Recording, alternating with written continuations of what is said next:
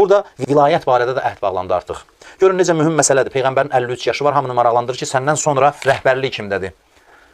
Din əxlaq mövzularından ibarət deyil. Din belə bir ictimai konsepsiyadır.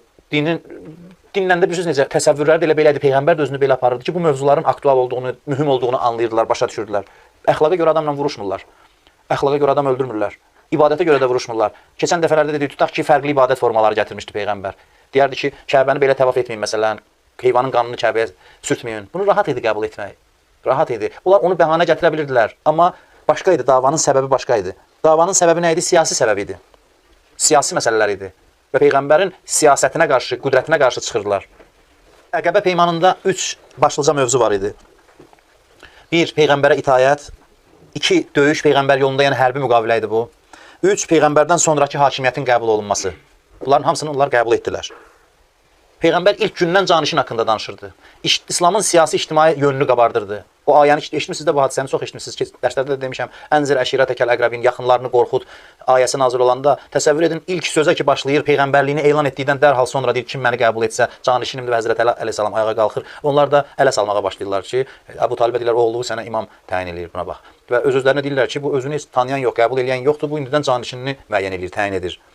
3 əsas siyasi maddə var idi Əqəbə peymanında. Qəbul edən kimi Peyğəmbər demədi onlara ki, namaz qılın, nə bilim, məsələn, gedin, dua oxuyun, falan eləyin. Dedi, 12 nəfər seçin, sizi idarə edəcəklər. Artıq təşkilatlanma işinə start verir, başlayır Peyğəmbər, dəvət olunan kimi. Bəli, bəli. Sən soruşmaq lazımdır ki, sən dünya üçün gəlmirsən, ya axirət üçün. Dünya məqsədi üçün gəlmirsən, ya axirət üçün. Sən işin axirətdirsə, yəni mənəviyyatdırsa sırf, deyən gedin, namaz qılın, əxlaqınızı düzəldin, dua oxuyun, özünüzü təmizləyin, zikir deyin. Mənəviyyat üçün gəlmirsənsə, göndər o işlə məşğul olsunlar. Sırf, yəni axirət üçün mənəviyyat dildə bu nəzərdə tutur.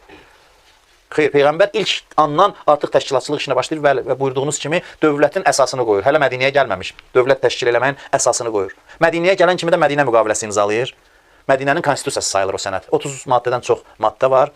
Hamısı da əsasən ictimai siyasi mövzulardır. Bilirsiniz, Mədinə əvvəl qəbilə qaydaları ilə idarə olunurdu. Peyğəmbər gəlməmişdən öncə və ya gələn kimi artıq düzəni dəyişir. Düzəni dəyişməklə fəaliyyətə başlayır.